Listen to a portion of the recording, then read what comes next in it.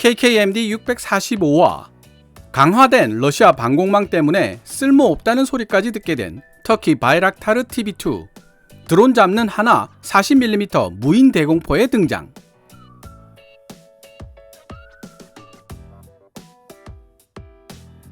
(2022년 2월 24일) 러시아 우크라이나 전쟁이 개전된 이후 거의 2년 가까운 시간이 흘러가고 있습니다.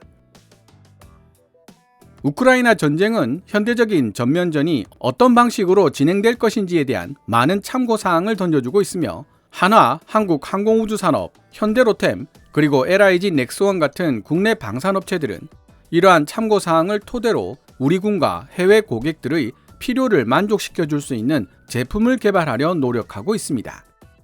전쟁은 사라져야 하지만 아이러니하게도 K방산이 세계적 수준으로 우뚝 올라설 수 있었던 배경에는 우크라이나 전쟁이 있었다고 해도 과언이 아닐 것입니다.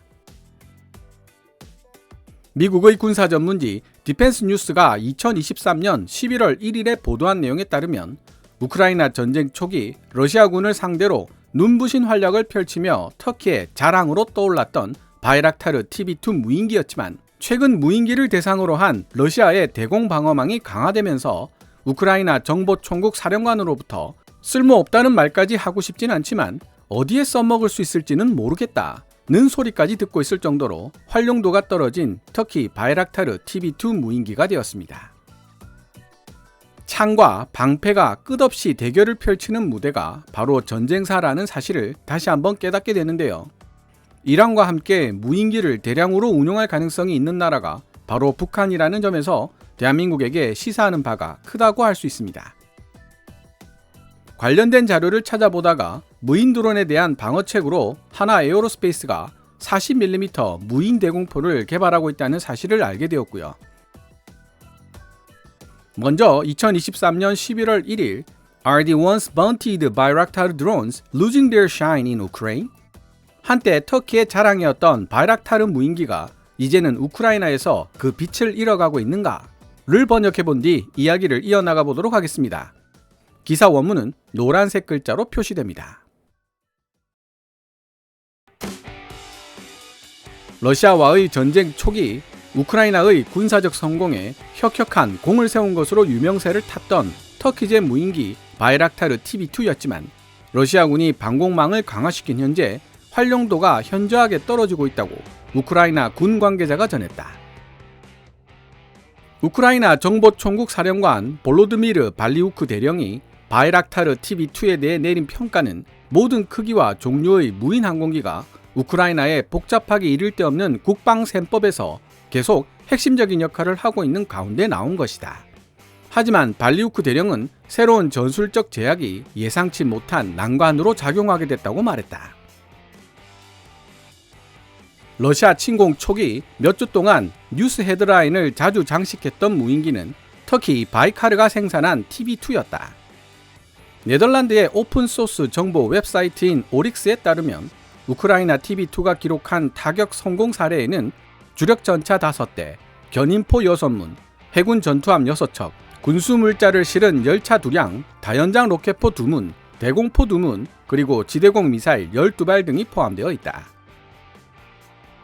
그러나 작년 한 해 동안 작성된 여러 보고서들에 따르면 유용한 작전 활동 영상에서 바이락타르 TB2의 모습이 아예 사라져버린 것처럼 보일 뿐 아니라 러시아 대공방어망이 더욱 정교해지면서 바이락타르 TB2 무인기의 사용에 더 많은 제한이 가해지고 있다고 지적했다.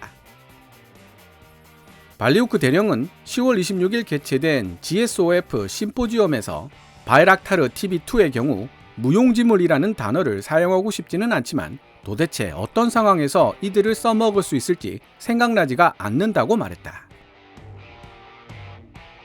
우크라이나 정보총국 사령관은 디펜스 뉴스와의 인터뷰에서 터키 바이락타르 TB2 무인기들이 사용될 여지가 여전히 남아있기는 하지만 바이락타르 TB2나 이와 유사한 종류의 무인기들이 사용되는 빈도 및 역할이 예전 같지 않다는 사실은 분명하게 밝혔다.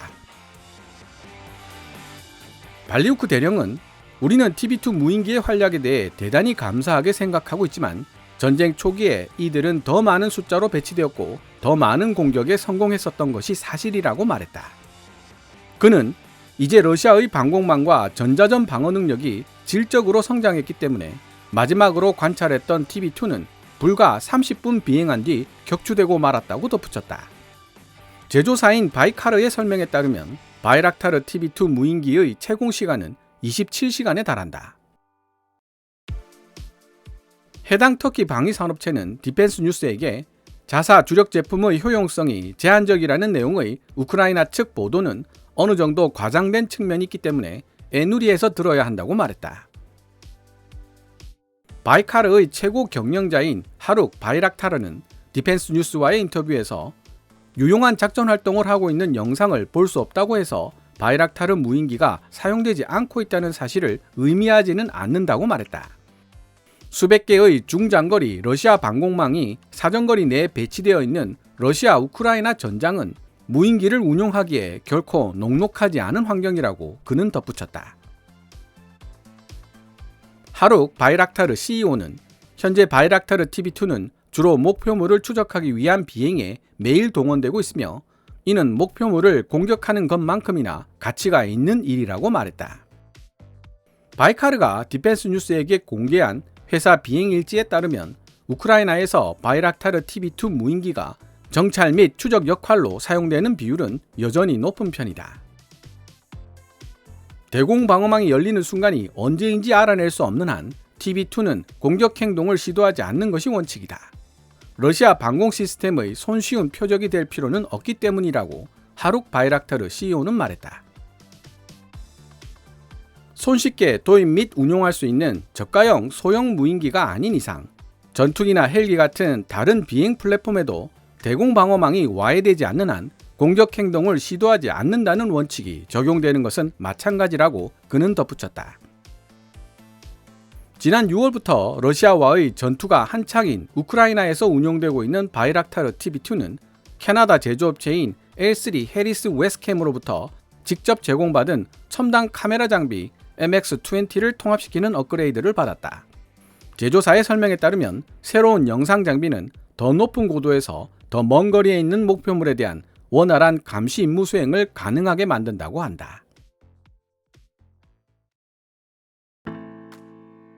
지금까지 미국의 군사 전문지 디펜스 뉴스가 2023년 11월 1일에 게재한 기사를 번역해 보았습니다. 무인 드론을 얼마나 효과적으로 방어할 수 있을지 여부가 미래 전장을 대비하고 있는 군사 강국들의 주요 고민거리로 등장하고 있으며 어느 정도 가시적인 효과를 내고 있다는 사실을 알 수 있게 해주는 기사입니다. 터키 바이락타르 TB2 외에 최근 자주 회자되고 있는 것이 바로 이란에서 만든 자폭 무인기 샤헤드 136입니다. 비용 절감을 위해 중국산 오토바이에 사용되는 엔진을 탑재한 샤헤드 136은 사실 속도도 느리고 운용 고도도 낮아서 요격 자체는 크게 어렵지 않다는 평가를 받습니다. 다만 대당 2만 달러, 한화 2,500만원 정도에 불과한 샤헤드 136을 요격하기 위해 한 발당 수십만 달러에 이르는 AIM-120 암람이나 아이리스-T로 대응한다면 배보다 배꼽이 더 크다는 문제점이 대두되게 된 것입니다. 특히 북한이 최근 샤헤드 136과 비슷한 저가형 무인기를 선보이고 있다는 점도 우리에게는 불안 요소가 될 수 있습니다. 하나 에어로스페이스가 개발한 40mm 무인 방공 시스템의 가장 큰 특징은 소유군인 대한민국 해병대가 최대한 신속한 배치를 원하고 있었기 때문에 현재 개발된 자원을 바탕으로 구성한 시스템이라는 데 있습니다. 구체적으로 살펴본다면 해군이 운용 중인 40mm 노봉 쌍열 함포 체계와 K-21 보병 전투 장갑차에서 쓰이고 있는 40mm 복합 기능탄을 그대로 활용하고 있습니다. 한 가지 주목해야 할 부분은 현재 육군이 운용 중인 K-30 BO의 유효 사거리가 약 1km인데 반해 40mm 무인 방공 시스템의 유효 사거리는 무려 4km로 늘어났다는 데 있습니다. 이는 40mm K-236 복합 기능탄의 우수한 기능 덕분에 가능해진 일인데요. K-236 복합 기능탄은 목표물 2m 범위에 접근하면 전파 근접 신간이 이를 감지해 폭발하도록 설계되어 있어 먼 곳에 있는 작은 크기의 소형 무인기에 대해서도 높은 명중률을 자랑하고 있습니다. 육군은 이미 K-236 복합 기능탄을 사용해 1m 크기의 소형 무인기를 탐지해 요격하는 테스트를 성공적으로 수행했다는 자료가 있습니다. 40mm 무인 방공 시스템이 작동되는 방식은 다음과 같습니다. 현재 배치가 진행 중인 신형 TPS-880K 국지 방공 레이더와 지휘 통제 및 정보 C2A 방공 지휘 체계를 활용해 무인기를 탐지하고, 탐지된 정보는 8문의 무인 방공 시스템을 통제하는 지휘소에 전달되는데, 이 지휘소는 2명만으로도 운용이 가능합니다. C2A를 통해 추적 명령만 내리면 분산 배치된 8문의 대공포들 중 적절한 위치에 있는 포가 자신에게 할당된 표적을 전자광학 추적 장비 EOTS를 사용해 추적, 요격하게 됩니다. 이 전자광학 추적 장비 EOTS도 천호 30mm 자주 대공포를 위해 개발된 모델을 그대로 채용하여 비용 절감과 안정적인 성능을 동시에 잡았다는 평가입니다.